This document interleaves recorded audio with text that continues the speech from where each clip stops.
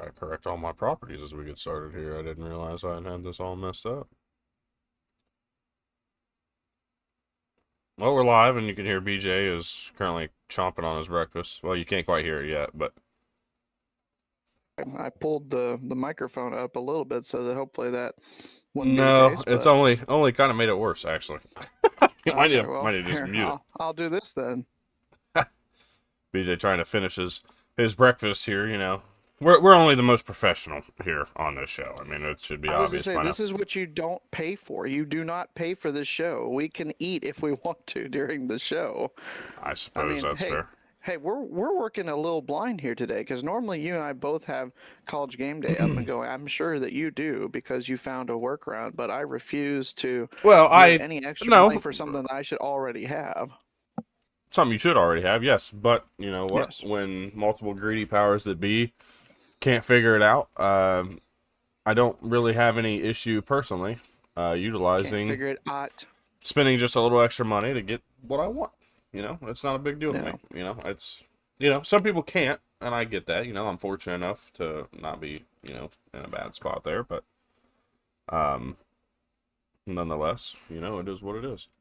So yes, I do have the great college game day up, but it was free on the ESPN app no matter what. By the way, today, so it didn't matter whether or not you had Thank God for baby Jesus, right?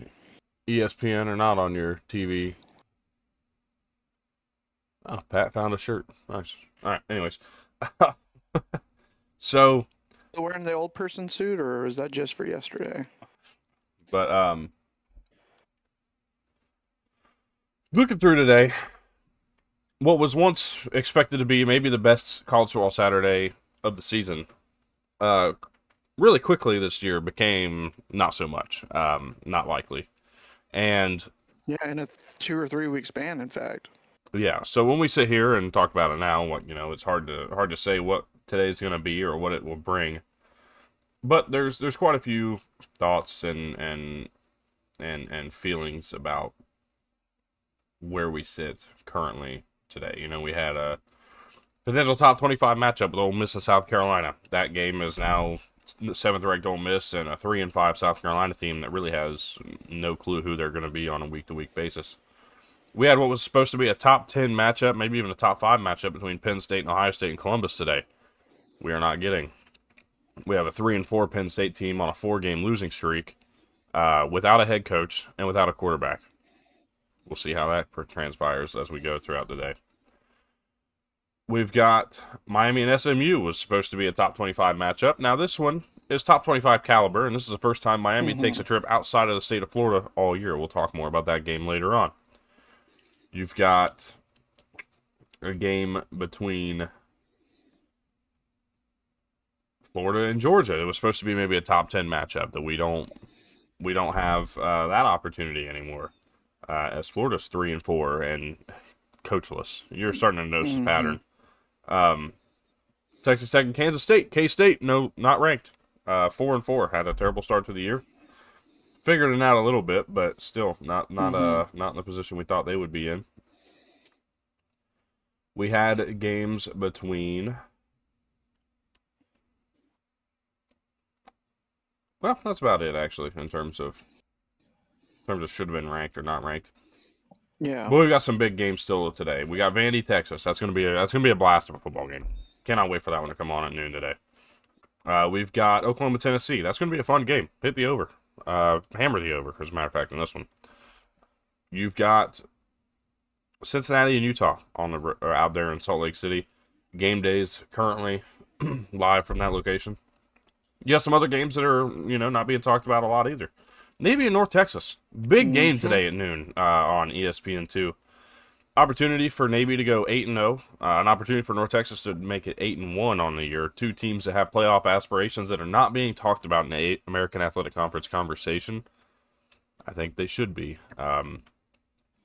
Maybe one of them punches their ticket to that conversation with a win today. You got some other interesting games. Duke and Clemson. Duke's fighting to stay alive in the ACC championship conversation. If they get a win on the road today, they would certainly almost lock themselves up a chance with the games they have remaining. Still got to go out and play and win them, but still a big deal. Arizona State and Iowa State. Iowa State's looking to move to 6-3, really kind of push forward after a couple tough losses. Looking to get it done against an Arizona State squad who is without a quarterback for the rest of the year. Sam Levitt was announced yesterday having season-ending surgery. It's going to be the Jeff Sims show. We haven't seen him since he was at Georgia Tech. We'll see where that ends up for. Well, no, him. we saw him in. Well, the we haven't Utah seen him game in and a they got starting. smoked. We haven't seen him start since he was at Georgia Tech, and that we're getting here. So we'll see how things go. You've got some other interesting games. New Mexico and UNLV. Interesting little matchup in terms of Mountain West Conference Championship conversation.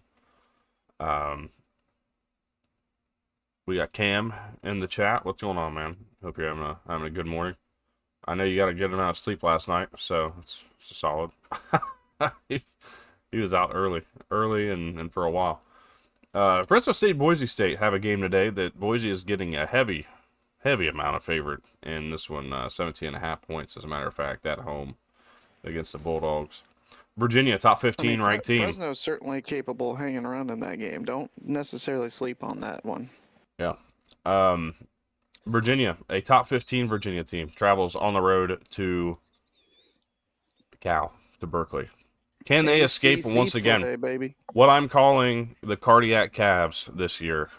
The way they've won their games the last few weeks have been a lot of fun to watch. Not so much if you're a Virginia fan.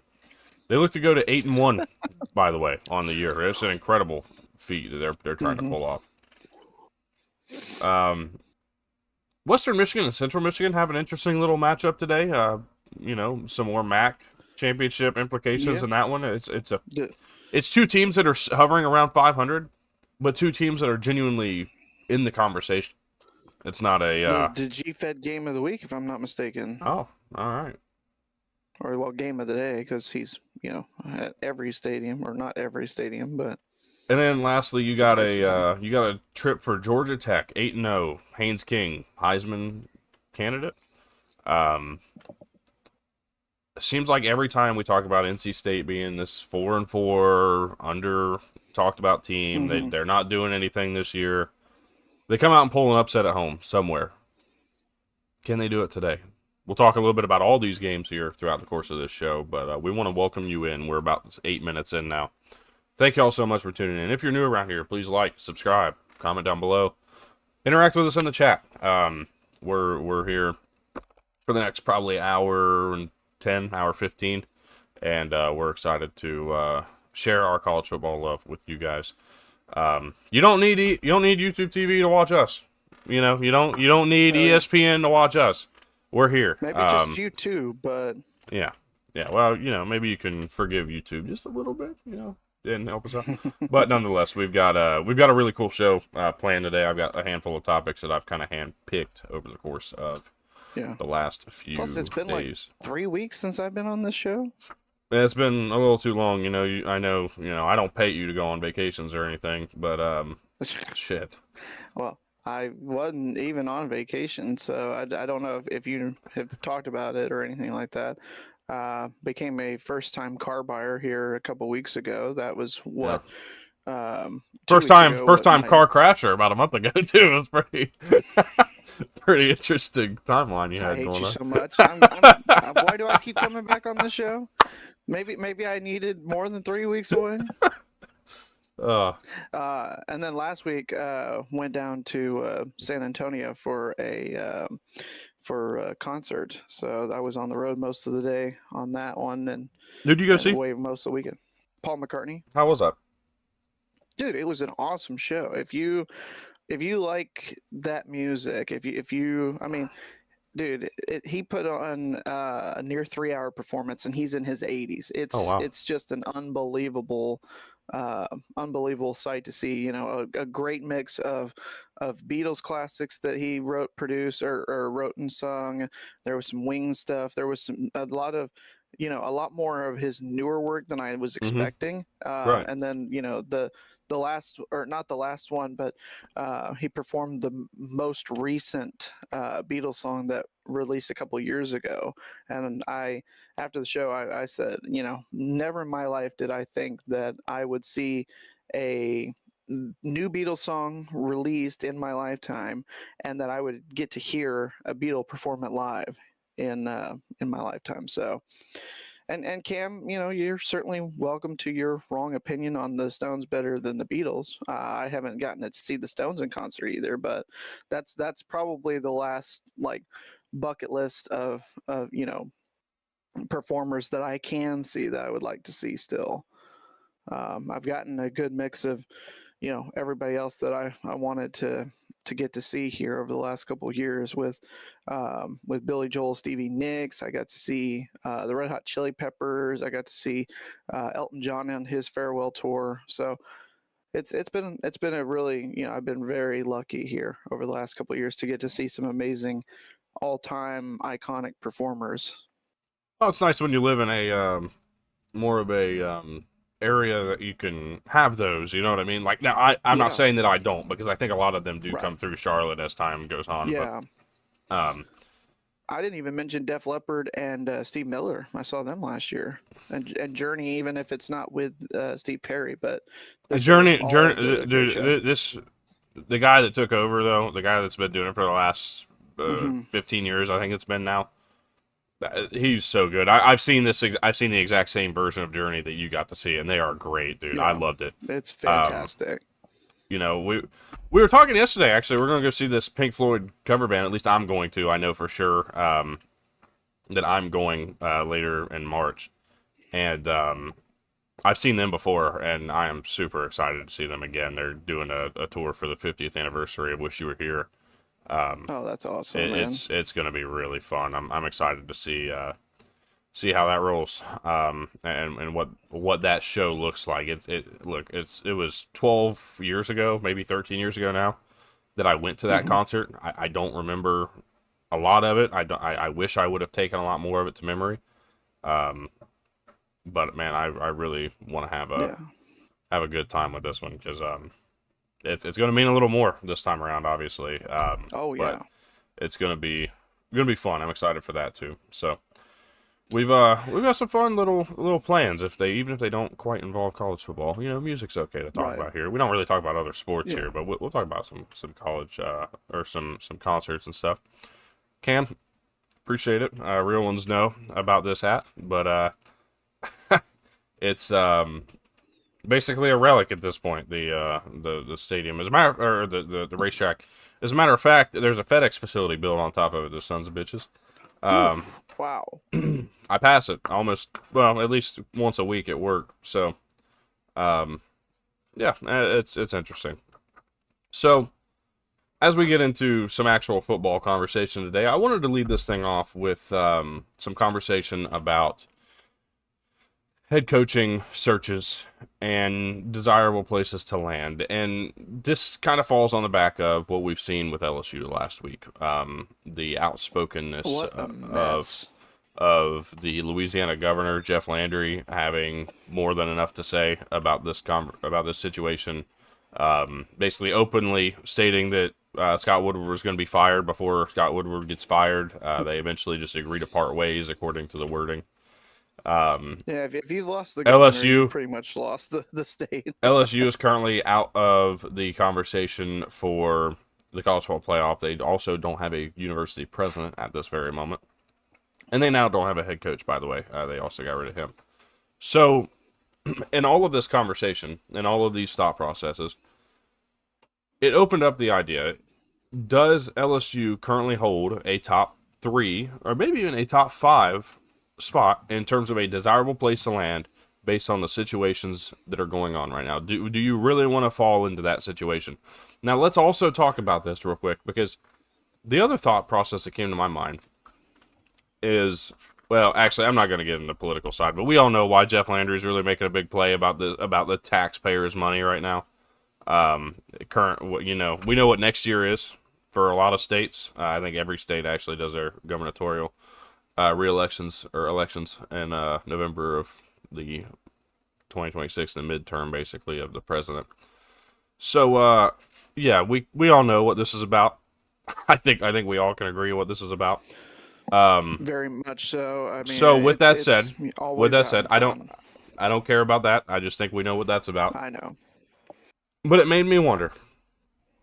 List of desirable jobs of some of the ones that are open, of the big ones that we know are open, right? So of the ones we got open, we have Arkansas, we have Penn State, we have Virginia Tech, we have LSU, um, we have Florida,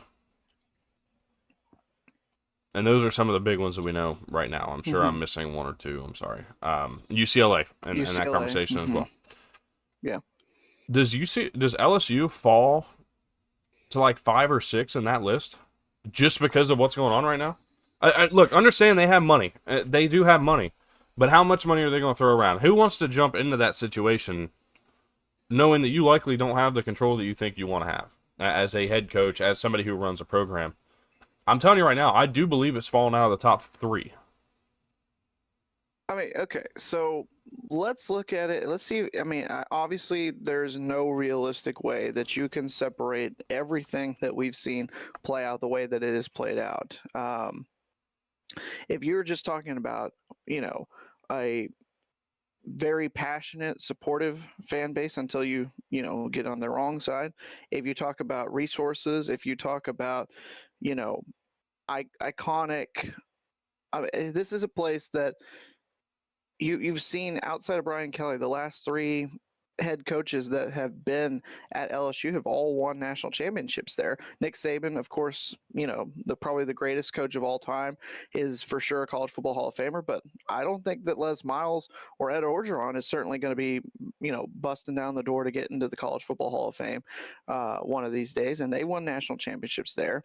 The resources are there. There is that desire and there is that, I'm going to say it, there is a brand that is associated with Louisiana State University.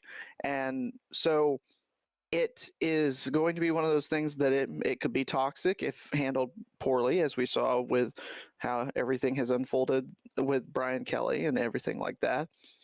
But it could also be such a boon. It could, if you're an up and coming coach, if you're I'm not talking about a up and coming coach that's coaches. Hang on on. the rise. Let me rephrase this real quick, okay? Let me just Okay. ask this question in a totally different way to make this a little more clear. Because I'm not talking about an up and coming coach. I'm not talking about a guy like John Summerall moving over to LSU. Right. I'm not talking about a guy like Ryan Silverfield coming down to LSU. Mm-hmm. I'm talking if you're Lane Kiffin and your offers are stay at Ole Miss, Penn State, UCLA, LSU, and Florida. Right now, LSU would be the bottom of my list if I'm Lane Kiffin. Right, but the What about question Marcus also Freeman? Marcus Freeman at Notre Dame. LSU would be the bottom of my list of those schools that I just named right. if I'm Marcus Freeman. And not only that, it would be almost a downgrade for those 2 coaches right now based on their current situations. Let's look at Clark Lea, for example. Let's look at Clark Lea. I'm just going to keep going for just a minute, okay? Look at Clark Lea, for example. He's got Penn State knocking on his door, by the way. I think that's been pretty well documented that Penn State is knocking on his door. If you got that, by the way, your Vandy team that you have put together, you have built this program, essentially. This Vandy team you built just whipped the shit out of this LSU team. I mean, literally dominated them all game. Do you leave the program that you are putting together right now to go to LSU? Versus leaving Vandy to maybe go to Penn State where you're going to have the creative freedom and be able to do the things you want to do? I'm just saying that if I'm a coach at a Power 4 program right now and I'm looking to leave or maybe upgrade, I don't know that LSU might be the upgrade that everybody's thinking just based on what's happening right now. Now, sure, you could talk about the NIL portion of it, and that's fine. But I think it's almost leaning to be that we're going to see a group of 5 coach be promoted, come up to take this job. Yeah, I think that's fair. Absolutely. What I was only going to say with in terms of like Kiffin or somebody along those same lines that's being talked about in this sphere, is there enough that can be done that can be matched, I guess, that would allow Kiffin to stay where he is, or would he be looking perhaps at Florida? I think between the choices of Florida, staying at Ole Miss, or LSU, Kiffin is not going to LSU. I think if he's going anywhere, it would be Florida, even if LSU might be the like the more like higher end level in terms of where it might rank normally when you talk about the college football, coaching landscape.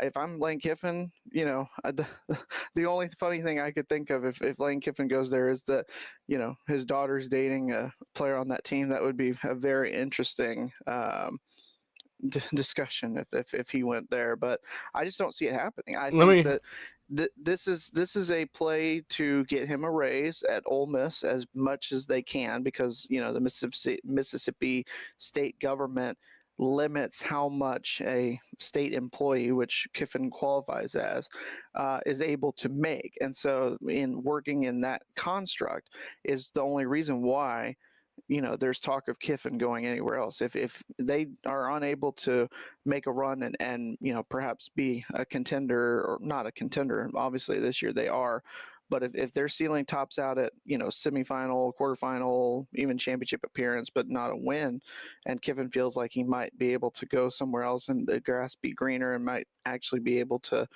win a championship there, then we've seen him leave before, and he could leave again. All that to say, it depends on what Kiffin's priorities are. I think this is a ploy to get him a raise and to allow him to, try to see what he can do to, stay in his current gig. But if it's not Ole Miss, I think it's Florida. I don't think he goes anywhere else. All right. So, RJ, I'm going to answer your question here in just a second. Let me ask you a question, BJ. Okay. If you're Joey McGuire, you get a call from LSU, and you're at Texas Tech currently. No.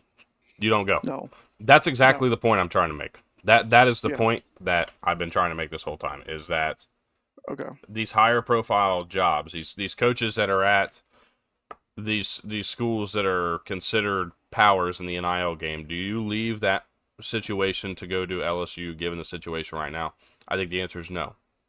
Yeah. I'm not talking about a Jeff Traylor, again, a John Summerall. I'm not talking about those guys who are going to promote and obviously take that job. Yeah. But the ones who have a good you're- situation already, they're not leaving that situation just to go to LSU right now. They wouldn't. Yeah. If you're McGuire, if you're Lanning, if you're, like you said, if you're one of those places where the money is coming in and you're not necessarily having to worry as much, because that's not something you should have to focus on. I'm right there with you. I think that there's really no reason as to why you would go anywhere else. All right, Or at least to RJ, LSU. worst job between these four: LSU, Virginia Tech, Penn State, Arkansas. Oh, well, okay. So what exactly are we saying is, worst aspect of it? Do we want I'll answer the question the way I read it. Okay. Okay. Worst job in terms of NIL belongs to Blacksburg, Virginia Tech. Mm-hmm. I working in that situation would be probably the most difficult. However, you're working in the NIL landscape of the ACC, in which case Virginia Tech might actually be one of the higher numbers in that. I won't say for certain because I don't know, but I believe that Virginia Tech is a higher, has a higher number than a lot of other schools in the ACC. I would say they're probably top half. You get a guy like a James Franklin, for example, who is rumored to be going there. I think that works perfectly. James Franklin has recruited the Northeast. I think that's a big blow to a team like Penn State, for example. You want to talk about situation surrounding you and your control over the program? Looks like LSU would be the worst job and the least interesting job. If you're talking about the overall success over the last 10 years, 15 years, I would say Arkansas is probably the worst job. But here's the thing that Arkansas has that none of these other programs have. That's the Tyson Foods brand and the money that's coming into that. Remember, the basketball program put out for John Calipari, and they're going to do the same thing in this coaching search, I think. I mean, look, they just got Rhett Lashley an extension and a raise, by the way. He's one of the top 10 highest paid coaches due to this extension, by the way. Yeah. Because he was rumored so heavily to be going to Arkansas. Rumored so heavily to be the favorite for Arkansas. That changes now. I think Ryan Silverfield takes over that spot. We can talk more about rumors later. But I think the worst job between those four right now, and it's because of the situation, I would say LSU. You have the freedom, I think, to lead the program at any of these other places, and I just don't know that you're going to get it at LSU right now. So I'm gonna go and push a little bit differently, just because it would be a dull show if I didn't. If you're talking about expectations versus results, like you said, it's for sure Arkansas. Arkansas is going to be a place that you're going to get, a big investment. You're going to get a big pay in. But here's the thing. I mean, we've seen this here over the last, I think, going on a decade now, or decade plus, like you said. Arkansas still thinks, to a certain extent, the people up in Fayetteville still think that they're kings of the crop, like they were in the Southwest Conference, and still up in that upper echelon of the SEC. We saw, such a huge clamoring for Bobby P to come back after Pittman was fired, and to have him return, and to try to bring Arkansas back to their winning ways, like he was doing in the late 2000s when he had, Felix Jones, Darren McFadden, Peyton Hillis. And the SEC that Bobby Petrino left is not the SEC that Bobby Petrino walked right back into. This is an Arkansas team that is going to need a very, very solid foundation to, be built up. It's not something that you can do overnight, but in this drive-through fast food college football turnaround landscape that we've got here today, that's not the expectation. I don't know that there's going to be enough time given to whoever the next guy is at Arkansas to get that place humming and, build it up to where it needs to be. And so I think, in terms of expectations versus what you're actually going to get, I would say LSU is not below Arkansas in that respect. I mean, that's possible. It depends on the NIL buy-in. I mean, look, Arkansas certainly, I don't think, has the money and the boosters behind them. Mm-hmm. But that's kind of a blessing in disguise to not have the boosters behind Yeah. them, because the boosters try to run everything. Ask Texas, Mm-hmm. ask Oklahoma, Mm-hmm. ask Florida. And Cam's absolutely right. If of the openings right now, LSU is probably the top. But if Sark does go to the NFL, Texas would be the only one that could surpass it. LSU cannot be number one right now. After everything going on, LSU certainly cannot be number one. For the majority of coaches, I don't think they can be. It is still looked at as that, one of those destination positions. If you could get to be the I don't think it is. Like I think people that are sitting back and looking at this, I'm just saying, out of the guys who are heavily sought after, you cannot sit here and tell me you'd rather go to LSU right now than you would Florida or Florida State, for example. That's another school rumored to be opening up. You're telling me you would take Florida State, and put them behind LSU right now? You're telling me Penn State goes behind LSU? You're telling me, for example, Texas, if they go open because Sark goes to the NFL or whatever, that Texas would be behind them? Is it that you were only looking at this because of everything surrounding the Brian Kelly situation? Because let's look. We're looking at the booster situation. We're looking at how they've handled everybody, every head coach, how publicly everything's been handled, from going all the way back to Les Miles firing, by the way. Yeah. And we're looking at how little impact, or how much impact I think that boosters and outside personnel have had on every single one of these times that this job's opened up for the last decade now, decade plus. And you're telling me that that's still a place that's desirable for you to go as a head coach? I'm not saying that because they're money you can go win. Yes, you can do all those things. But I just do not think that you're going to sit here and say that you're going to go into LSU and have full control to do things your way and build your program at LSU the way you will at Florida, the way you might at Florida State, Penn State. And RJ, to answer what you're saying, I'm not saying that the pressure is not going to be there. The pressure is going to be there for any one of these programs, because it's a win-now mentality in college football, because we've seen how many guys switch jobs, go into a new head coaching job, and build a team up with this transfer portal and put out a hell of a product, right? We've seen that happen multiple times. And we're watching Texas Tech do it this year. We're watching Ole Miss do it year in and year out, by the way. They're supplementing with the portal. 2 years. Indiana didn't hit the portal that hard. People are going to act Oh, like they that's did, fair. but they hit the portal for a It quarterback and a was, running back and had the rest of the team really remain. yeah, And but he did bring over a ton of well, talent from that he JMU did last squad. year, but I'm talking about this year. Hmm. He didn't do Right, that way. right, right, right. Um, when you look at the way it is, the way teams have been built up, and the way teams go out and win immediately with the portal, then yeah, certainly. I mean, the pressure is always going to be there. But I'm just sitting here and looking at it from a general perspective. It's the same reason that Texas gets a bad rap at times. It's because the boosters are too involved. Now the Yeah, government of the state of Louisiana is too involved in this job. right.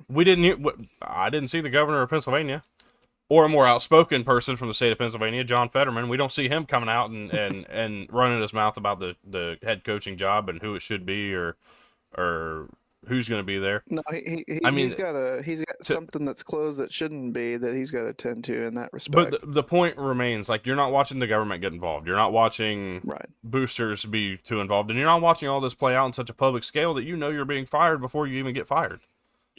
right. I mean, I look, mean, the only school that we knew somebody was getting fired before they got fired this year, other than just assumption, has been Billy Napier. And that's yeah. because the pressure was put on by boosters there. Well, maybe that takes away Hmm. some from them, but the pressure was put on because I think they have a plan in place. Yeah, I think that's why the pressure was put on so heavily there. For LSU, there's no plan in place. They have no university no, president, no athletic director, and again, no head coach. And if you're looking at those three bits of leadership, you have an interim AD who's going to make this hire. How do you know that you're going to turn around, bring in a brand new athletic director, and you don't agree, or he doesn't want you to be the head coach there? right. And then you're going I through mean, another hiring process in 4 years. yeah, yeah. Well, it's just one of those things that has the perception There's too of much LSU been uncertainty changed. around the program Yeah, to I say think that in this that's hiring cycle. I'm not talking about ever. I'm just yeah, talking about in the 2025 hiring cycle. right, There's too much right, uncertainty and around that's LSU to put them ahead of a team like Florida, a Florida State, a Penn State, even a UCLA in my mind because of what the money yeah, they bring in. I don't care if they play off campus. I don't care if nobody shows up to the Rose Bowl. UCLA has the NIL funds. They proved it by going out and taking Nico Iamaleava. hmm, Do you think he had to go to UCLA? The money was definitely there. I mean, yeah, that's all I'm saying. right. I'm not saying that Here, LSU's here, not a top tier job ever. I'm saying in mhm. 2025, based on everything around them, they are not the best job out there right now. Yeah, and I think that is, ultimately what I was going to say is that I think because Kelly tried to come in and do it his way and didn't really actually, I think, take the time to, you know, he did the fake accent, and from that moment on, it was just like, what the hell is going on with this guy? What, that we could tell that from that moment on, it was just not going to be something that would work out the same way it had in years past. But the you know to before that decision, though, I mean, LSU for sure would be, in that position of being the best available job out of all of these. If you're looking at it, from the perspective of these jobs open 4 years ago, the only other one that you could say that would be on that scale is, I think, Penn State. But again, like RJ pointed out, it is going to be whoever takes that job is going to have to produce from the jump, because this was supposed to be the year, and now that's out the We've door. had three And supposed to be years from LSU. To be mhm, fair, I mean, we had the 2023 yeah, season that they walked into, should have been that team. yeah, 2024 last year, we kind of expected to fall off with hmm, you lose Jaden Daniels and you didn't have a run game at all in this entire program. and neighbors, right? Yeah, but then this year, this was an experienced team coming back. This was a second Hmm. year defense, second year coordinator on defense, Blake Baker, who was supposed to take that step forward. They became more aggressive. They played really well against Clemson, and now they're just not living up to it. I'm gonna be honest. Yeah. I think that the writing's on the wall for this to turn into John Summerall's job. And Hmm. I don't know how love that's going to be if we're talking about the government being involved and how much fun they're having in New Orleans for him to poach him to be poached from Tulane to go to LSU. Hmm.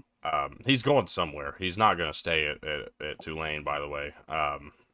But Speaking of, what is going to happen is John Summerall is going to go somewhere, and if he goes to LSU, I think it's home run level higher. I really do. oh yeah, I just hope that whoever gets hired isn't trying to make a splash themselves as an AD or as the university president and and step on what he's going to build. He'll be a national championship winning head coach. I buy that. As a matter of fact, 100%. yeah. As a matter of fact, you'll make it 4 out of 5 4 out of the last coaches 5. Yeah, at LSU to win a national championship if you let Summerall do his thing. If you don't, well then, I mean, that's your own fucking fault. I can't blame you. I think that highly of this guy, and I think a lot of people in the coaching landscape do. As a matter of fact, from things I've read, things I've seen, heard, a lot of media members like this guy too. I mean, this is this would be a great hire. I would love to talk LSU fans into John Summerall personally. right. Um, Well, I mean, here's the name I'll give you, and again, I know we've talked about him before, and I mean, it's possible he says no because he's happy where he is, and he may not want to leave where he is to go and build up. But if there's any itch or inclination for him to return to the New Orleans area, Willie Fritz. I mean, look at what he's done no, in a short as a matter of span fact, at Houston. I think he's ready to go at Houston. I think he's ready to roll, man. The oil money's coming in at UH. Yeah. They have the number 1 quarterback in the 2026 class committed, by the way. The rankings updated as a lot of high school seasons are coming to a close. Backyard kid, backyard prospect, but he's keeping this kid home. Yeah. Houston is going to be a legit contender. I've said it for a while now. I said that 2026 was their year to really take that step forward. Yeah. I may have overlooked 2025, even though I said they were going to be a sleeper. I did not expect 7-1, and they're going on. Right. They're going to be at home today in Tedesco Stadium. Is that what it's called now? No, I think it's TDECU. I'm pretty sure. Is that that's still it? Okay, somebody changed their fucking stadium name. But man, they're hosting West Virginia today, and I'm sorry because I thought West Virginia might be able to start turning around and winning, especially at this point in the season in this game. I don't think there's any way they hang around with this Houston team. This Houston team is damn good. They are. I mean, they are fun. They nearly won last week. They probably should have, but yeah, they'll be an interesting one to watch as we go down the line here. It would be a real shame. I'm sure it would be a real shame, but I mean, it's really hard to see it coming. I think that when we talk about guys like Willie Fritz, and those types of coaches who are just that good, I don't know what was on my screen, but talk about coaches that are just that good at what they do. And keeping Willie Fritz focus. keeps his teams rolling constantly, and I just don't see them having it. But it would certainly be a shame, as RJ would say. So with that said, I mean, the only question is, do they get caught looking ahead? I highly doubt it, but next week they are off, I believe. So. Wait, where are they looking ahead to? No, they play next Friday at UCF, actually. They got UCF what, next week? Or in 2 weeks? Yeah, at UCF next Friday night. So. Oh, that's why I didn't see it Friday. Yeah, and then the week after that. I don't think they're doing any looking ahead. Off.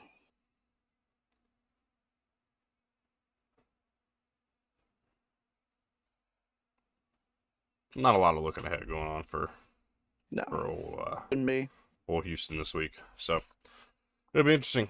Take a look at some of the results from earlier this week. And really just last night. I've talked about every other one on the show over the course of the week this week.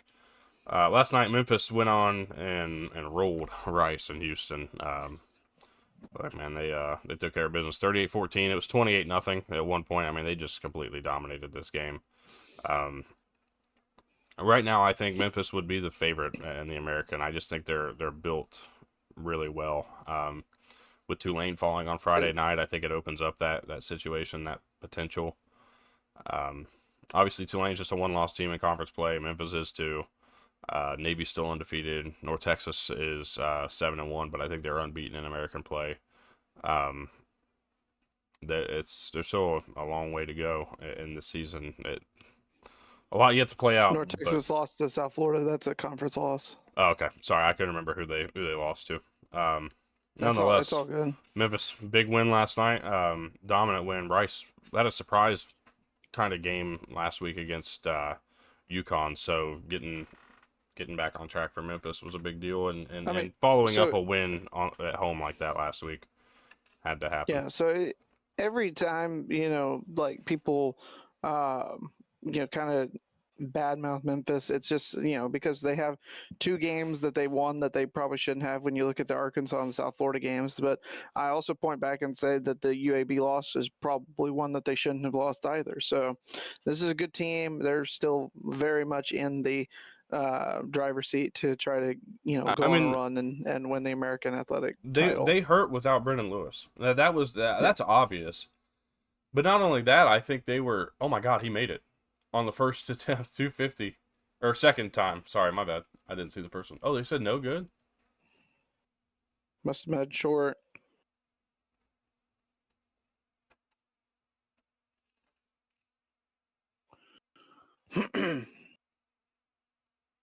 Did it go or not?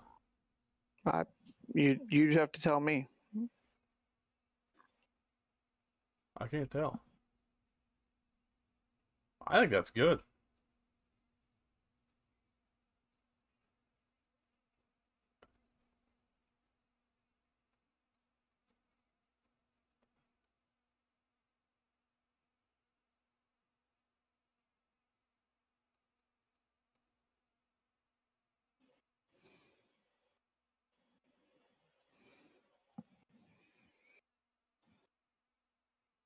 I think they count it.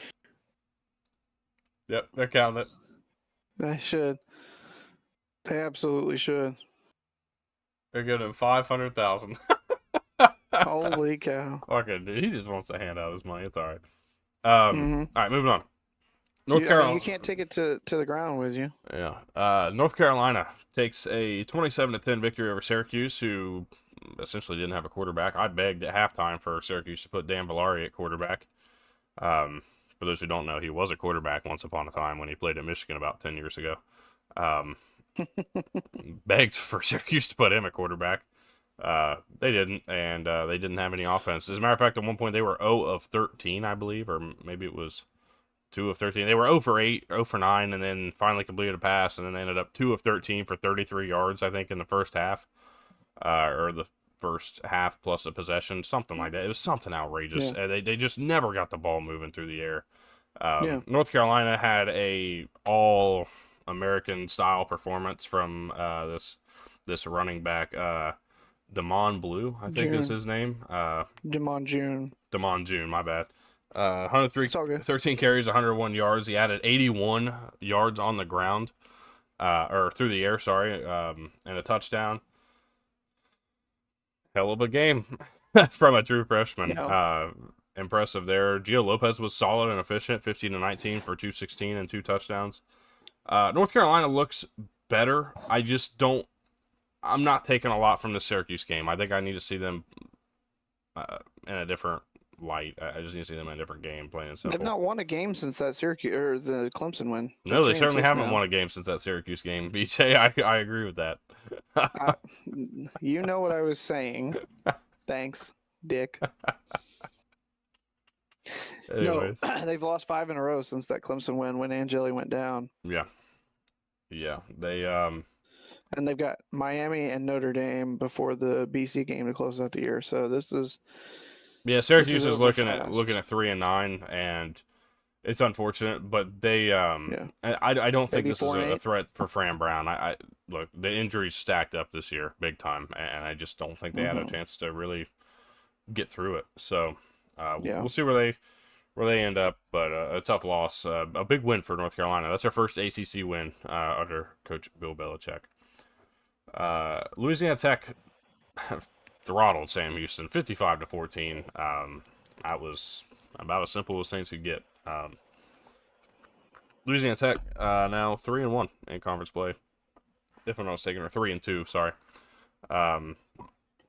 And Sam Houston now 0-8 on the year, winless. Yep. Oof.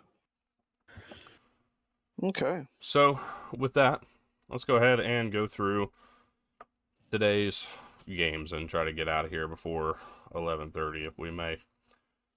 We'll go ahead and talk UAB at UConn, going up to the ever so fabulous Connecticut for UAB. It's going to be cold. They got some little nor'easter deal going on up there. 54 degrees. Oh, really? Really? That's actually This is warmer what? than I thought it was supposed to be. It was Yeah, supposed to be up in rainy and East cold up Hartford. there. Man, okay. Looks like cloudy 54 degrees is what is showing up here. But look, UAB had an emotional win last time out. I think we all can say that, or maybe it was 2 weeks ago. Whatever. They had an emotional win in game one post Trent Dilfer. Mm-hmm. But they're going to run into a buzzsaw that is Joe Fagiano at quarterback. This has been probably one of the biggest surprise players I think this year for me. UConn bowl eligible after today with a win. 10.5-point favorites. I think they win and cover. Keep it moving, UConn. Army Air Force leg number 2 of the Commander-in-Chief's trophy, with which Navy currently has a 1-0 record. Air Force with a win would make it 1-1.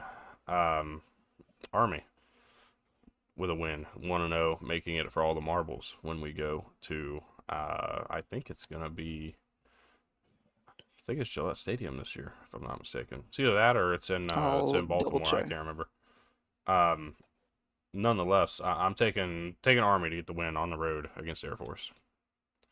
It is in Baltimore at M&T Bank Stadium, and I think I'm right there with you. I'm going to take the Black Knights, setting up a winner-take-all showdown in Baltimore in December.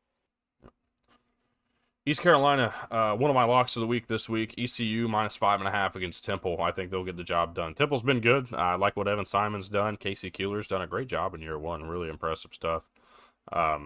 But I just like this ECU team in their year one with Blake Harrell. He's been a lot of fun to watch. They've improved week in and week out. I think Caden Hauser is the difference maker in this game. Yeah, I'm going to go with the Pirates as well. This has been a really good Temple squad. I'm very impressed. They're a win away from bowl eligibility at this point, but I think ECU has kind of sneakily been under the radar in terms of teams that are better than their record indicates in the American. I think they're still alive for sure in the conference race as well. So don't count them out. Give me the Pirates. Then we'll go to the top of this list here today. Navy, North Texas, noon on ESPN2. North Texas 7-1, hosting this game in Denton. Over-under sits at 67.5, and I think we'll need every bit of that point, that number there today. First team to 40 wins. I think North Texas will be the first team to 40. Unfortunately, Navy takes their first loss of the year. I think the weather situation today, it's going to be a little cooler, rainy. I think that plays perfectly into what Navy wants to do. Maybe take the high flying passing attack of North Texas down enough that Navy's going to be able to keep up. I think that it will still be on the higher scoring side despite the weather, but Navy's more attuned to playing in this kind of weather than North Texas has been. So I'm going to take Navy to move to 8-0. I'm going to go with the midshipmen. Conference USA Saturday games. We've got Liberty hosting Delaware. 3.5-point favorites are the Flames, who are essentially out of the conference championship conversation. Well, not quite They're out only of it. 2-1 though. I forgot. Yeah, I keep forgetting they're 2-1. They have a bunch of losses, but they're not in conference play. Yeah, they're 1-3 out of conference, but they're 2-1 in the Conference USA. But they're hosting this Delaware team. I think they'll get the win. I think they're just better than this new looking, or this new member of their conference. We'll take Liberty to make it 4-4. I've got Liberty going to 500. Western Kentucky hosting New Mexico State at home in Bowling Green. 8.5-point favorites. I think that's a pretty solid number. I like that, maybe even a little more. We'll take Western Kentucky 7-2 on the year. Still in the driver's seat. Yeah, give me the Red Grimace Hilltoppers of Western Kentucky to get the victory. Little Maction on this fine Saturday. We've only got 2 MAC games this week. As they get, everybody else is getting ready. They're loading up for weekday. Yeah. We got Buffalo on the road against Bowling Green. Bowling Green 2.5 point favorites. I don't really have a good feel on this game, to be completely honest with you. I'm gonna take Bowling Green because I think they've played a lot better over the last couple of weeks than Buffalo has. But these two teams have both kind of, I think, underperformed based on what they had coming back this year. Yeah, absolutely. That goes without saying. I'm going to take Buffalo. Taquan Robertson throws a game-winning touchdown pass. Central Michigan, Western Michigan. Western Michigan 5.5 point favorites at home in this game. Certainly can buy into that, but man, there's just something about what Central Michigan's done this year to me that feels like they're gonna take control of this game. I think it's just that what they've done at line of scrimmage. They've been a lot tougher, a lot stronger at that point this year. A lot of that comes from bringing in the O-line coach from Army, which I think a lot of people did not expect to really work out. I'm going to take Central Michigan, bowl eligible after a win today on the road. A bit of an upset in Ypsilanti. Or, sorry, not Ypsilanti. My bad. That is Kalamazoo over there against Western Michigan. I'm going to take the Broncos. Give me Western Michigan to row the boat to 5-4 and stay on the I don't think they're doing much rowing anymore. No. I was going to say, I don't think the PJ oar took away all the oars. The oar got handed, passed on to Minnesota. But, yeah, give me the Broncos. Give me Western Michigan to win that one at home. Yeah.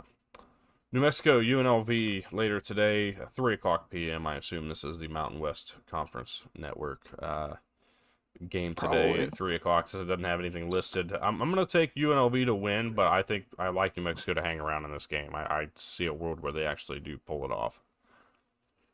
Yeah, this is only a 3.5 point spread, and with good reason. New Mexico is one of those teams that's not getting talked about outside of it. Real bowl knowers like Cam who know the Mountain West. It's been a pretty good. I was told logo he didn't team know ball, actually. Oh well, my goodness! I mean, the word's been passed around a little bit that he doesn't know ball because he agrees with me on takes. I mean, if there's anything I would say, Cam does not know ball about, it's not the Mountain West. I will tell you that. I'm going to take UNLV in a tight game. New Mexico for sure could spoil the party and get this one outright, though. Fresno State on the road against Boise. The Broncos 17.5 point favorites going into this game, and I'm gonna be honest with you, I don't really buy the 17.5 point favorite mark, but I do think Boise wins at home. I'm right there with you. I think the biggest thing that may be factoring in is because last time we saw Boise, they handled a previously undefeated UNLV team comfortably, and Fresno State is coming off of a shutout loss to San Diego State, who is not a slouch team by any stretch of the means. I think that was their second of the year, by the way. Yeah. So. Wait, their second shutout loss? No, San Diego State's second shutout of the year. Oh, okay. Yeah. So I mean that's not right because they shut out Cal. Yeah. So I'm gonna say Fresno State hangs around, but I've got Boise winning this one. Yeah. Speaking of San Diego State, they're hosting Wyoming today. 10.5 point favorites. The over/under sits at 41.5. I like Wyoming to cover and the under in this game, but I'm taking San Diego State to get the win. San Diego State's defense again stifling. I'm going to see Wyoming have a couple of turnovers. San Diego State, I think, is going to end up covering. I've got them by 2 touchdowns. Yeah. Hawaii 6-2. Somehow they are not favorites as they go on the road to San Jose State this week, who are 2-5. I like San Jose State. I think they've been kind of screwed by some of their scheduling and a handful of injuries, but I'm going to take Hawaii to get the job done on the road today. They'll be 7-2. Impressive stuff and that would, for Timmy Chang and the Rainbow Warriors. Bowl eligible because I'm pretty sure because they play 13 that they have to get to 7 wins if I'm not mistaken. Okay. So if they can go and hang on tonight in San Jose, the Rainbow Warriors will be bowl eligible. I'll take Hawaii as well. On this fine Saturday, we get the first of 2 matchups between Washington State and Oregon State. This one home and home. This one in Corvallis. Washington State 4-4 on the season. They're 3.5 point favorites. Oregon State 1-7. Fired their head coach. Won a game actually when they did that. I don't think today's going to be that day. Washington State gets the first win of the Pac-2 this season. They'll be 5-4 after that one. Yeah, I'm going with the Cougars as well. This will be, I think, let's looking at their schedule, they've got at Oregon State, they've got Louisiana Tech at home, they got JMU on the road, and then they got Oregon State at home. If they don't beat Louisiana Tech and James Madison, I think they can still become bowl eligible. I'm going to take the Cougars. Sun Belt action today. We've got Old Dominion, UL Fun Monroe. Belt. Old Dominion 16.5-point favorites on the road. We've seen them not quite. We've seen them kind of miss the mark on the road a little bit at times this year. I think they'll win. I think they'll come close to covering. I'm going to take them to cover, but it's going to be right on that fine line, whether they do or don't. That's a number that could end up biting you if you want to take that down to like 13.5, even if it's not as good of odds. Obviously, I feel comfortable with that one at Old Dominion by like 14. Yeah. Louisiana on the road against South Alabama. Two teams that are 2-6. Two disappointments this year, honestly. I think both these teams are really pissed at the way things have gone. I'm going to take South Alabama to win, given they are the home team in this one. That's going to be my saving grace on that pick. Yeah, the 3.5-point favorites, that tells you that they're only, less than a point better on a neutral field. I'm going to take South Alabama. Arkansas State on the road against Troy. Troy 8.5-point favorites in this game. Look, I think a lot of this comes down to experience for this team. I'm going to take Troy to win, but I think this is going to be a closer game than 8.5. Arkansas State hangs around a little bit. They've also been a bit of a pain in the ass on the road, by the way. Their home record not quite great, but when they go on the road, they've been a tough team to out. By the way, have these Red Wolves. Yeah, I'm right there with you. I think Troy, it's going to be tight for a good majority of the contest, but Troy will get it done and pull away a little late to cover that spread. All right. ACC play. Noon on ESPN, we got Miami 10.5-point favorites on the road against SMU. SMU coming off of a disappointing game last week, really. The offense never got going. Wake Forest played a great game. Got the win. I think SMU is going to come back home with a little bit of motivation. I think a lot of the storylines around Rhett Lashley, well, they know he's staying, so they might buy back in. Miami's leaving the state of Florida for the first time this year. I'm not calling upset, but I'm calling hang around. I'm calling SMU to cover that 10.5. Miami will still win, just given I think the talent will be better. But I think SMU really does hang around in this one. This is a Rhett Lashley revenge game. Although, he left of his own accord, obviously, but Rhett Lashley was the OC at Miami before he took the head coaching gig at SMU. And the buy-in, I think, is going to be there from this SMU team. Look, this is an SMU team, not quite what they wanted from the start of the non-conference schedule. They were still looking really good. They're still in the race for the conference championship, even though nobody's really talking about them. This is a big time statement, perhaps, stage for SMU if they can get things going offensively. If Kevin Jennings is on the mark, he's kind of been, a little shaky at times. This is a path for SMU. They, lost by a matter of inches, if not a foot, on that last game-winning kick by Wake Forest. And it was their first conference loss since they were back in the American in 2022 to Cincinnati. So look how much things have changed in the 4 years in between those losses. I don't think SMU wins. I think that their rush defense is going to have a little too much to stop in terms of Fletcher and this Miami offense. But I think you're absolutely right. I think SMU hangs around, puts a scare into Miami a day after Halloween, but I think the Hurricanes will move to 7-1. Yeah. Duke goes on the road to face Clemson. Duke looking to keep their conference championship hopes alive. They still play Virginia for a chance to maybe participate in said game in Charlotte. They got to get through this one first on the road. Clemson, 3.5-point favorites in this one. Certainly look like the more talented team. The talent hasn't really missed shit for Clemson this year. I'm going to take Duke to keep their hopes alive. I think the Blue Devils get it done on the road this afternoon. So here's the thing. A big reason as to the game that we saw against from SMU Clemson, I think Clemson, got into a little bit of a bad stretch without Klubnik. They were hanging around for a bit, but SMU, was able to go away and win that game. There's a little bit of a revenge factor here. You remember week 1 of 2023, Duke kind of put themselves on the map by winning that Monday night Labor Day game at home in Wallace Wade. They stormed the field. The whole Riley Leonard needed an extension on his homework because of the game or something like that. I don't know if that gets remembered now here in 2025, but that's kind of a fond memory. That was really a statement game for Duke. It is also the only time in the last 20 years that they have beaten Clemson. Obviously, things are not quite so different or quite the same as they usually are, but I think Clemson does find a way to win at home with Klubnik back. I'm going to take Clemson to kind of spoil Duke's party. Louisville goes on the road to Blacksburg to face Virginia Tech. I've been a little skeptical on this game because we've seen Virginia Tech really start to figure out how they want to play games going forward.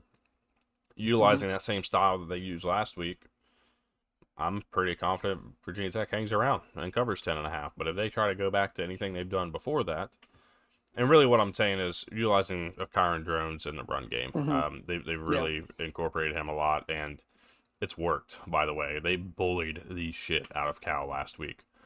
If they do a similar, if they bring a similar approach this week, I'm not saying they win, but I think they hang around.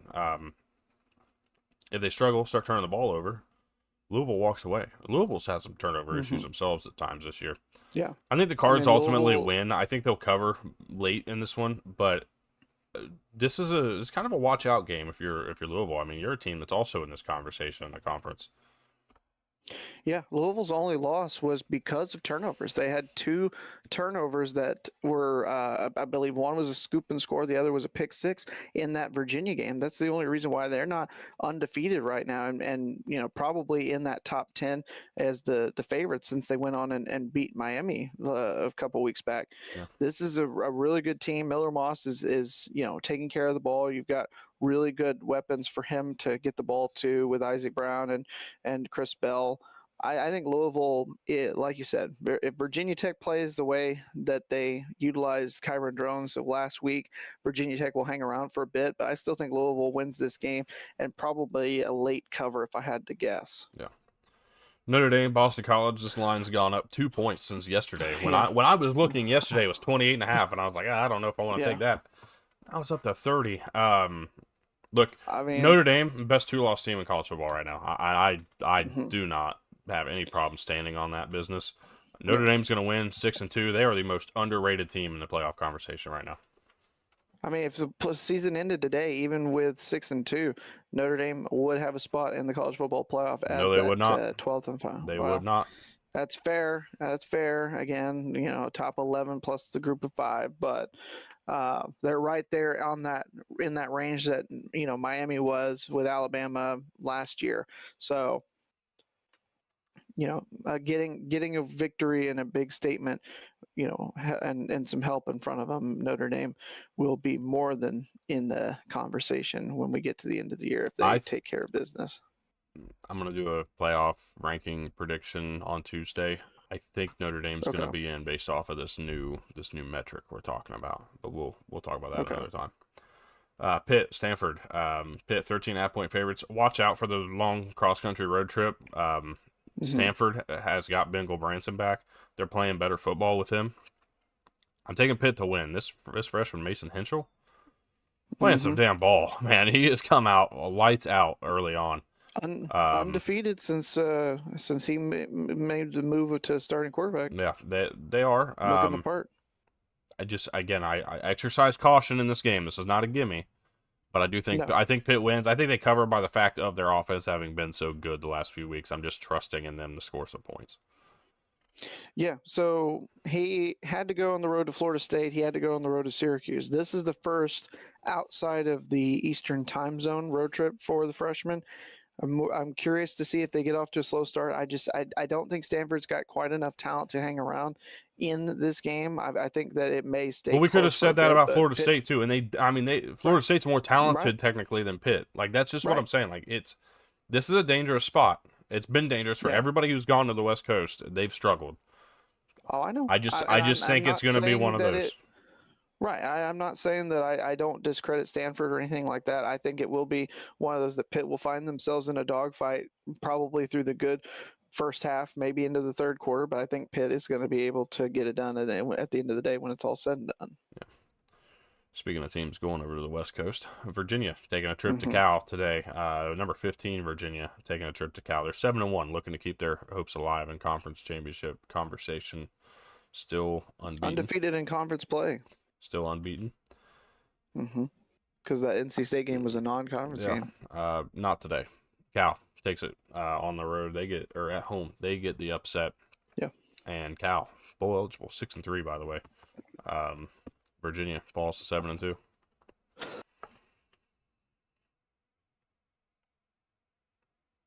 Sorry, nearly died there. What a shame, man. I would have pumped Cal- my views up. I had to crank the views up, man. Try again. Yeah, that's. I'm glad to know that's all I'm utilized for is now we're getting to the point that we want to see the man choked to death on this stream. Cal's my upset pick as well. My upset pick of the week. I've got the Golden Bears taking out Virginia and giving them their first loss in ACC play. Give me Cal. Georgia Tech, NC State. Georgia Tech 4.5-point favorites on the road in Raleigh. Watch out because I mentioned it earlier in the show. I'm going to say it one more time. This is where Dave Doran does his work. This is where you sleep on NC State. You're like, they're out of it. They're no longer in the conversation, and they're going to come out and they're gonna pull off the surprise win. Georgia Tech has struggled on the road this year. They've had a lot of close calls, especially you look back a few weeks to that Wake Forest game. Just watch out in this one. I think Georgia Tech wins. They'll be 9-0, but NC State might just have other plans today. Do you have access to the soundboard here in Discord? Can you play the Dave Doran sound for the stream? Oh, well, hang on. Let me see if I can. You know what I'm talking about, right? I don't think I can because it's not going to Okay. pop. It's going to pop up in Well, the middle of the screen. I don't want to do that. So, Oh, okay. all Well, kinds of stupid shit. They're not from us, but they're all kinds of stupid things I don't want to. right. Anyway, well, basically Dave Doran tell Steve Smith in the studio he can kiss my ass. This ain't a basketball school. Yeah, well, That's are you suffice picking it the to say, upset, or are you taking Georgia Tech here? I don't think that this is going to be an upset, but you're absolutely right to worry if you are a fan of Georgia Tech. This is by far the one of those games that has been circled for NC State. If they can, if Georgia Tech can get past this, they will, in all likelihood, go into the Pitt game with a spot in the ACC championship at 10-0. If they can get past this game, I'm not to discredit Boston College next week or in their next game on the road. I'll discredit Boston College next week. I know. It's perfectly fine.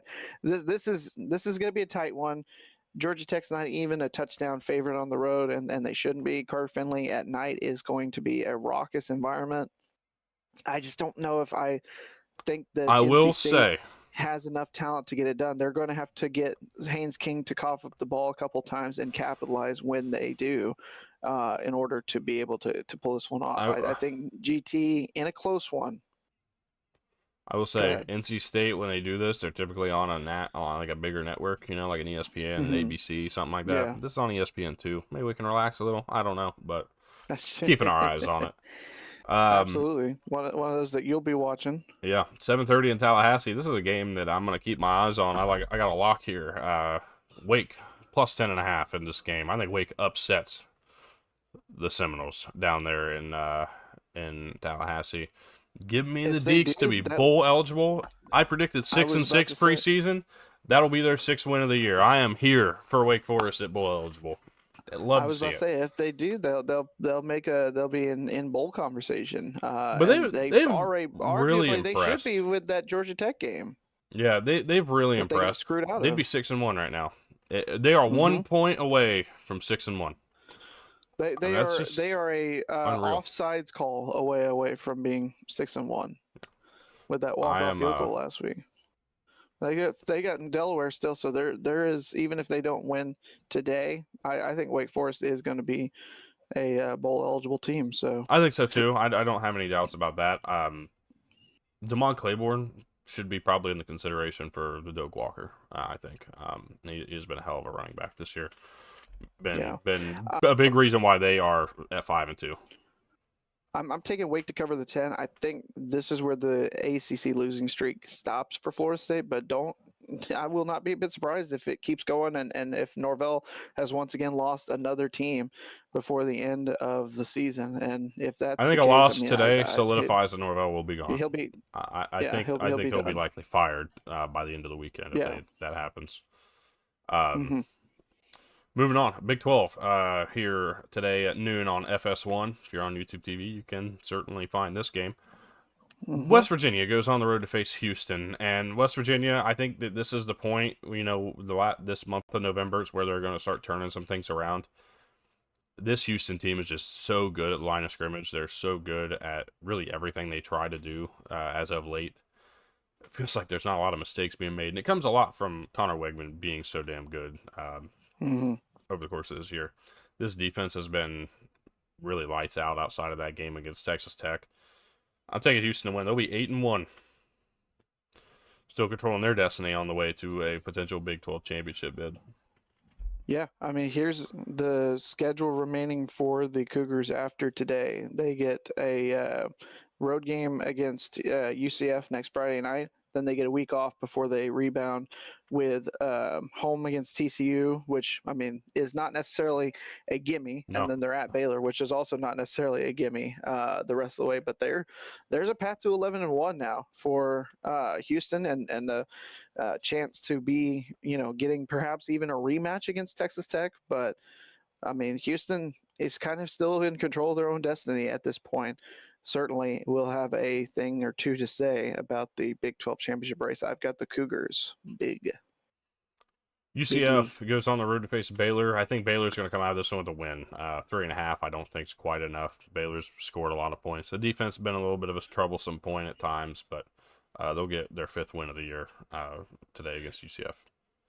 Baylor, the key to them is that they have got to be able to hold on to the football. If they are, Yeah. if Robertson is, a little turnover prone as he has been at times in some of their losses, it's going to be one of those games that UCF hangs around in. I've got Baylor winning in this game, and I think Baylor will cover. Arizona State goes on the road to Iowa State. I'm not spending a lot of time. This is one of my locks this week. Iowa State -7.5. I think the Cyclones, especially without Sam Levitt going forward for ASU, I think a lot of motivation falls away here. I had Iowa State winning before Sam Levitt was even close to being announced to be out for the season. Arizona State is not the same caliber team that Iowa State is without Sam Levitt, so I'm going to take Iowa State big. Texas Tech goes on the road to Manhattan, Kansas, to face off against the K-State Wildcats. 7.5-point favorites are the Red Raiders, but this has been a trouble spot for Texas Tech in recent years. They have really struggled, really since the inception of the Big 12 when they go on the road to K-State. I don't think it's happening today. I think this Texas Tech team dominates at the line of scrimmage, really controls this game and what K-State will try to do offensively.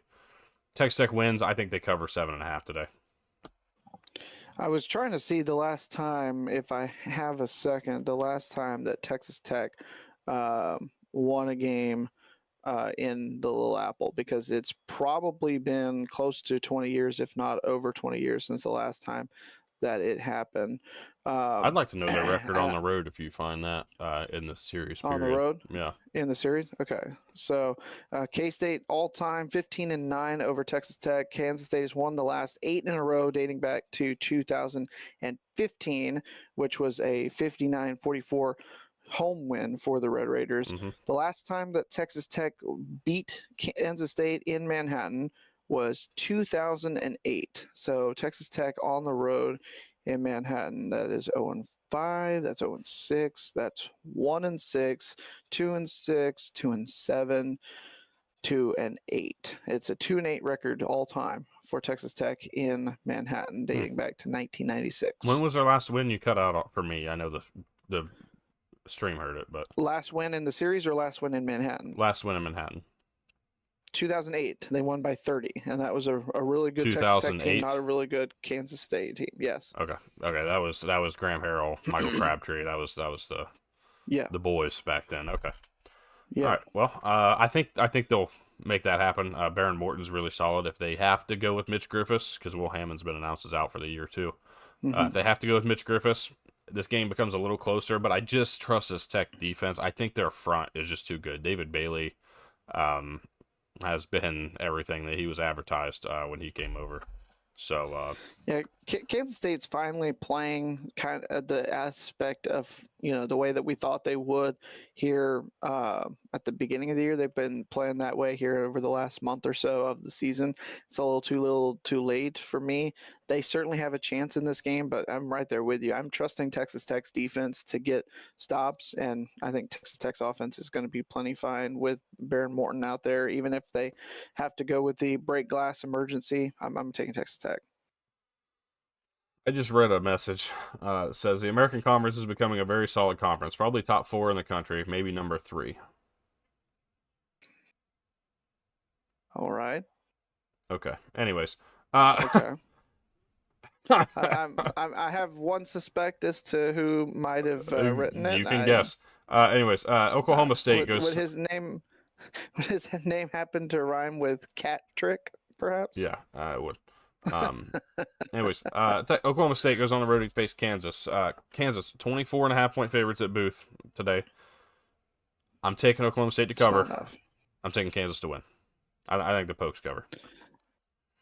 I'm gonna say Kansas covers ever so slightly. Maybe by a point to get it to 23.5. I think Kansas 24. Arizona, Colorado. Arizona 3.5 point favorites. I like Arizona to get it done here today on the road. Yeah, I'm going with U of A. I just with Colorado, it's nothing really against them. I just think there's been too much uncertainty and inconsistency within the quarterback position and just throughout the course of the roster.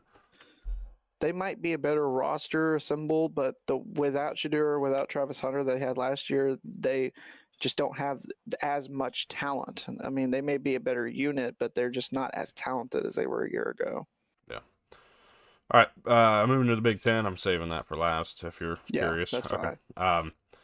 Purdue on the road against Michigan tonight, 7 o'clock, Big Ten Network. Michigan 21.5 point favorites. I like that to be close. I think Michigan wins. I'm going to go Michigan 42-21. I think Bryce Underwood, this Michigan offense opens up a little bit tonight. They really try to figure out what works for them. 42-21, Wolverines get it done. Michigan covers with the help of a couple of Purdue turnovers. I think Michigan big in this game. Penn State and Ohio State. I would have saved this for last, 4 weeks ago. Right. Ohio State 7-0, best defense in the country. Penn State under 13.5 team total today in the game. Ohio State wins. I think this is going to be a 27-6 victory. I'm right there with you. Ohio State, I think, was going to win, regardless of before the Franklin firing and the injury that has knocked Drew Aller out for the entire year. This is going to have to be a spirited effort from Penn State, akin to what we saw out of UCLA against the Nittany Lions back at the beginning of October. I don't see it. Ohio State is just too good for that to be the case. One team has scored more than 9 points in this against this Ohio State defense this year. You remember who that was? One team that scored more than 9 points against this Ohio State team this year? Was it Ohio? Or no, they scored 9 exactly. They scored 9 exactly. Over 9. Okay. Let's see. Ohio State. It was a top 25 matchup at the time. Illinois? Yeah. Their quarterback may or may not be a fifth-year senior. I don't really see a redshirt freshman coming in and taking care of business here. No. So That was also at Champaign as opposed to the I don't Horseshoe. really care where the So, game was. That's well, just the true. bottom line. Like that was an experienced Right. quarterback against this defense. This defense has been Hmm. suffocating, and Ohio has the second most points scored against this OSU team. Period.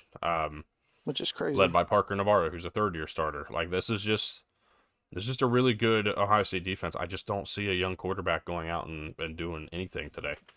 They're Yeah. gonna play the run. They're gonna make Penn State beat them through the air, and that's not gonna happen. And no. It's gonna be a dominating effort. Rutgers against Illinois today. Illinois 12.5 point favorites. I like Illinois to cover 12.5, but I think this is going to be a pretty high scoring game. Illinois, believe it or not, is ranked outside the top 90 in total defense. Wow. I do not believe that, but that is crazy. Illinois gets to bowl eligibility with their third conference win. I'm going to take the Fighting Illini. Indiana and Maryland. This is another game that I really think I like a cover with Maryland here. I don't think I played it, but I did play the over 50.5. I think both these teams score. Very quietly has Malik Washington turned into a really solid quarterback as a true freshman this year. Kind of took some time. He was a little inaccurate throughout the course of the first few games. Mm-hmm. He's really started to figure it out. This Maryland offense looks a lot better. I like Indiana to win. I think I'm picking this one very similarly to the Michigan and Purdue game. I got Indiana winning 45-24 in this one. Yeah, I'm going to take a Maryland cover ever so slightly. I think Indiana wins comfortably, but 21.5 is a little too rich. I think 21 is about where I would cut it off. Yeah. Michigan State, Minnesota on the road. This game up in Minneapolis. I like Minnesota to win this game. I like them to cover in this game. Like what Drake Lindsey's done. I think Michigan State's in a really tough spot right now. I think they're out physicaled in a lot of places, really every week, and this Minnesota run game, I think, kind of gets a little bit of their feet back under them after getting just fucking destroyed last week. There was not much competition. Aiden Child's going to go for MSU? I don't know the true answer to that. I can find the answer, but I don't know the answer at this time. Right. I think Michigan State, and that's part of the reason why I think it's such a low spread at 4.5. I think Aiden Childs can help Michigan State hang around, but I think you're right. I mean, he didn't get hurt last week, and he played. So I mean, I didn't think so. I would say he's a full go. I know he's been not 100% for I think most of the month of October. I don't think it matters if he is or isn't. I think this Minnesota team is going to be very physical, try to dominate the line of scrimmage the way everybody else has done with Michigan State, and they'll get it done. They've got a very good path to doing that. 7:30 tonight, NBC. We see USC Nebraska in Lincoln. Man, I don't know. I've been back and forth on this game, but I just think that I'm going to buy a little harder into USC here. I think USC gets the job done on the road. Would be a very... Huh? No, go ahead. Sorry, I thought you were finishing. No, I was just saying, I think USC gets the job on the road. Trusting Jade Maava, trusting the weapons, really. I love what Mekhi Lemon's done. I like what Jacoby Lane's been so far this year. Like, this USC offense, I think, pushes the pace a little bit, scores some points. Ultimately is what wins the game for them. We'll see how it goes, but it's going to be a fun one to watch. I'm excited. Absolutely, that's going to be a lot of fun to counter program the World Series. USC, the biggest thing that USC has finally done is that they have a very competent, capable rushing attack. That's what's going to be the thing that gets them the victory here tonight is their ability to mix so it's not Maava having to do it all. He's not having to go to the air. If they're able to run the ball efficiently, just like Michigan was able to do a few weeks ago, USC is going to win this game comfortably. Anything that Maava and the passing attack does is going to be adding, in droves. I think USC wins this game and covers. I think they're going to win by at least a touchdown. Yeah.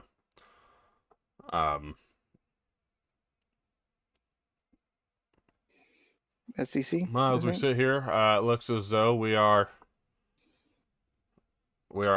still out on YouTube TV today at 11:45 a.m. I think it's about time that if you have not figured it out already, you go find yourself another place to watch. ESPN and Fox 1. as much as I don't like buying into the other side of this. No. I don't. But if you already pay for ESPN Plus, which is $12.99 a month, you get that money discounted off of your ESPN Fox One bundle subscription. I paid $27 for the subscription for the month, and hopefully by that time this thing's sorted out. You get access to everything that's on those two. You can go back and watch some old stuff. You get access to the libraries. I'm not saying it's worth your time. I'm not saying it's an end-all solution, because it really just gives both these sides kind of what they want in this situation. But it's what I had to do. I mean, look, I'm not going to come on here tomorrow and talk about something I don't fucking know about. So I had to figure it out, and I don't have the ability to do a lot of these. In fact, all of these SEC games will be unavailable if you don't have some way of watching.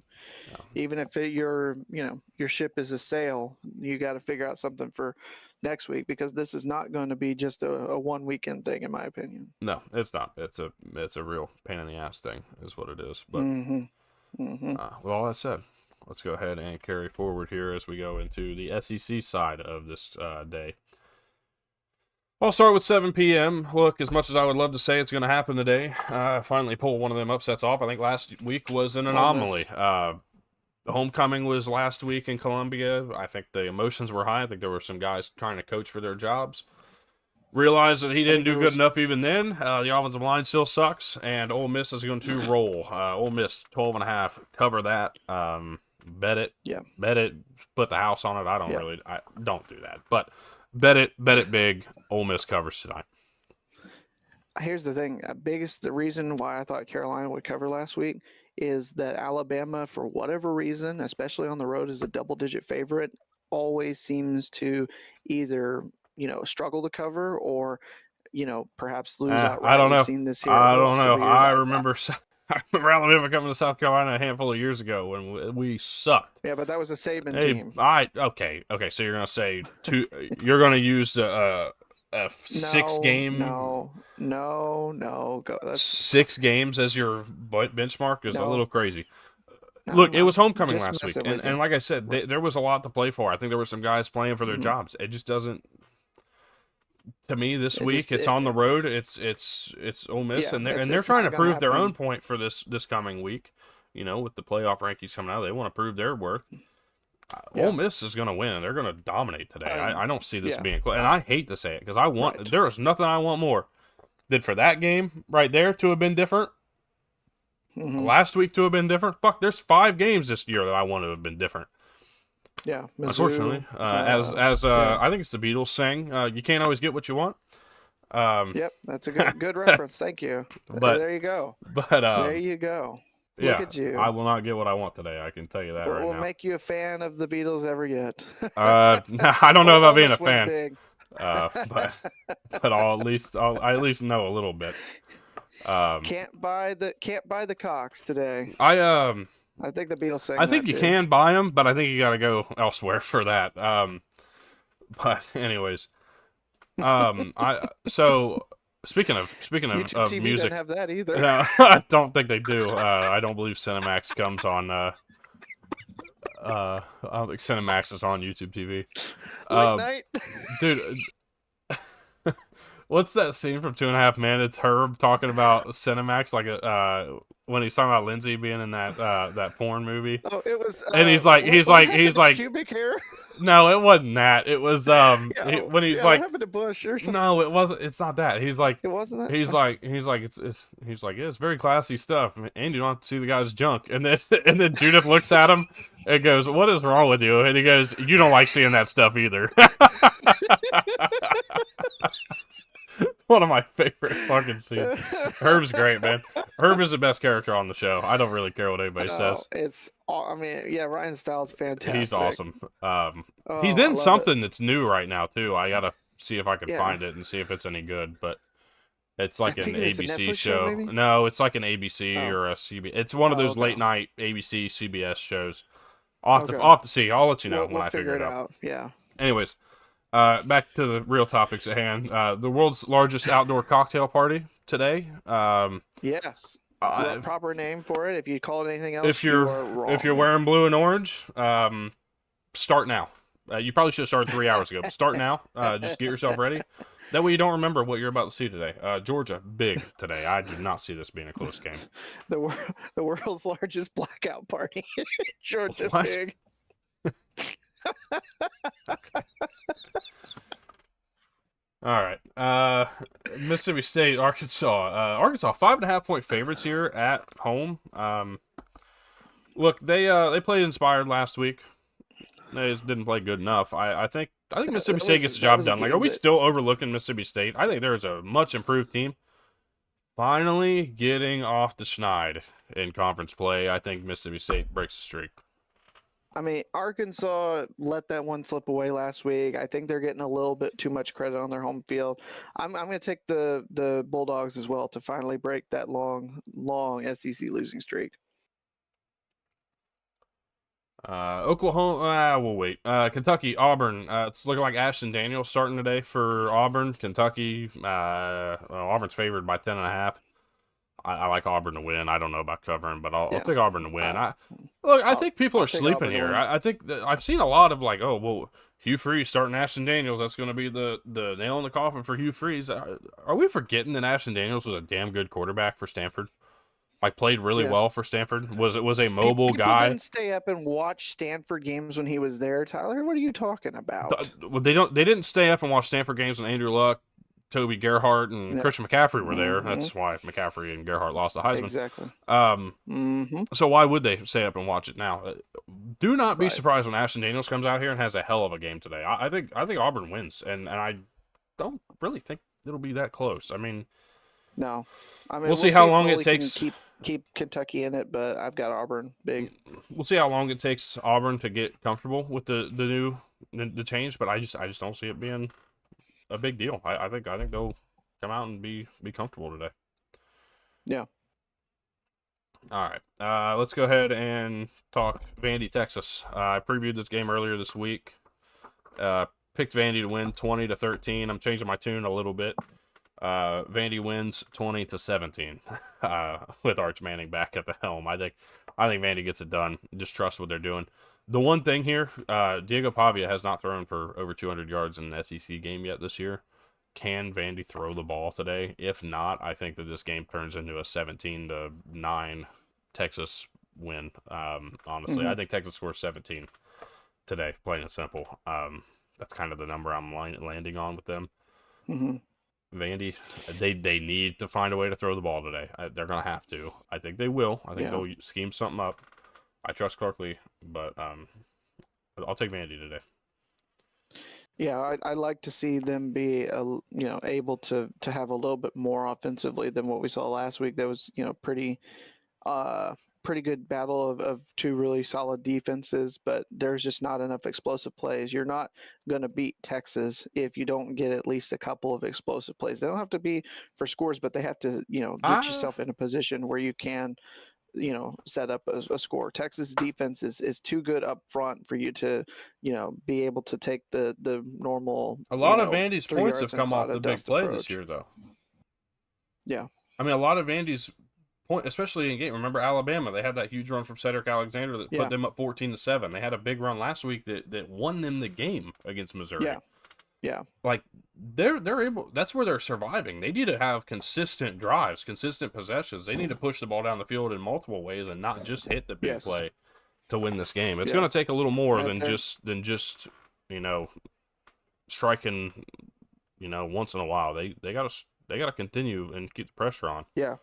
Can they do it? And if they don't, Texas is going to win. Yeah. Because of their defense. Oklahoma, Tennessee. I like the over. Tennessee couldn't, like I said yesterday, couldn't stop molasses in December, and they probably won't do it today either. Oklahoma, I'm just waiting to see John Mateer continue to get more and more healthy. We've seen it last few weeks. More and more downfield shots have been taken. The turnover rate's gone up a little bit. He's not really throwing the ball for a lot of yardage. Back-to-back weeks with a 100-yard rusher, and this Tennessee defense is okay against the run. They were 54th against the run. But if Oklahoma starts throwing the ball and this Tennessee team has to focus on the pass, by the way, ranked 124th in pass defense, 101st in points per game allowed, 113th in yards per game allowed. This is just not a good defense whatsoever. Yeah. If If Oklahoma figures out how to throw the ball, this is a dangerous spot. I got Tennessee winning. I'm going to stick to my previous score, 42-39. I think Tennessee in a very tight game. If Oklahoma, like you said, if Mateer's, if there's been another week to, get that strength up in the arm and get it, in that hand, I should say, and to get it back to where it was before the injury, Oklahoma, I think, is going to win this game very, very easily if that's the case. I think I'm going to trust Tennessee's offense a little bit more with the, blackout aspect at Neyland for the time being. And so give me the Volunteers in a tight one. Yeah. All right, let's close it out.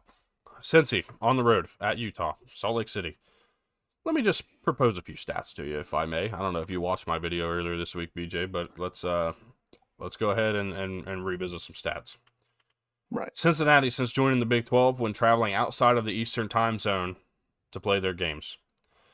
In 2023, they were 1-2. In 2024, they were 1-4. So far this year, they are 2-1 outside of the Eastern Time Zone. Okay. Overall record of 4-7. Utah at home since joining the Big 12. This is the last 2 seasons to this point. In 2024, in conference play, they were 0-4. If we're counting their non-con game that was against Baylor, they are 1-4 against Big 12 opponents. 2025, they are 2-1. Overall, 2-5 at home since joining the Big 12. Mm-hmm. One of these misfortunes is going to be answered. One of these teams is going to be 3-1 in these categories this year, which is far from the standard over the last few years. Yeah. Brennan Sorsby is one of the most under-talked about, including by myself, for the Heisman right now. 27 touchdowns, just 1 interception thrown on the year. Yeah. He is he's the 3rd leading rusher on this Cincinnati offense, but he has thrown for almost 2,000 yards. Will likely cross that threshold today, barring huge problem. 157 is what he needs. And yeah, somehow Utah is a 10-point favorite today. With Devin Napier coming back, who's been day-to-day with an ankle injury. Was always expected to start. So what people are not realizing is they're expecting Logan Fano. They're expecting John Henry Daly to be forces on the line of scrimmage. But what they're not paying attention to is the Cincinnati offensive line and how good they've been all year long. One of the most underrated teams, one of the most under-talked about teams all year long. That 1 interception came all the way back in week 1 on Thursday night when they played when they played Kansas City. When they played Nebraska in Kansas City. That's their 1 loss outside the Eastern Time Zone, by the way, this year. I'm just saying, I think this team is a lot better than people are giving them the credit for. And I think that when we come out of this game today, we're going to be talking about how good Cincinnati played. Now, they're missing Evan Pryor. I think that's a big storyline to keep in mind as the game goes on. Because he averages 7.2 yards per carry this year. That's a big loss if they're missing Evan Pryor. But I think they're going to find some production from other guys, specifically in that passing game. Watch out for a guy like Caleb Goody to maybe step up a little bit more today. Watch out for one of my personal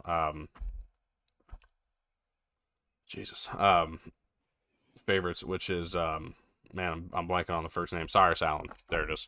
Watch out for Cyrus Allen today. Leads the conference in receiving touchdowns with 9 of them so far on the year. Caleb Goody leads the conference in receiving yards per catch, 19.2 yards per catch.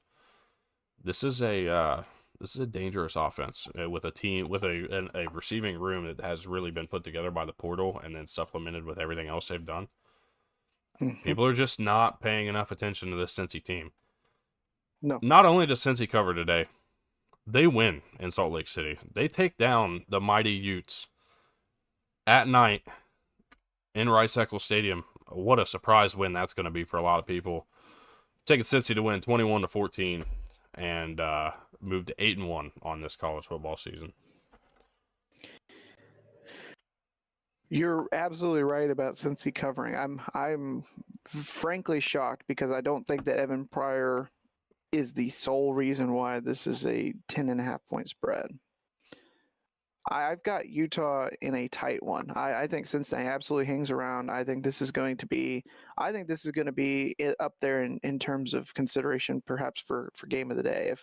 If it weren't for some of the other matchups that we're going to see here across this week of college football, I'm going to take Utah. I and it's just something in my gut is putting a bit of stock more into Whittingham and what Utah is able to do. I know Bryce Eccles hasn't necessarily been the same environment, or not the same environment, because it certainly has been, but the same dominating atmosphere for opponents as it was in the Pac-12 days.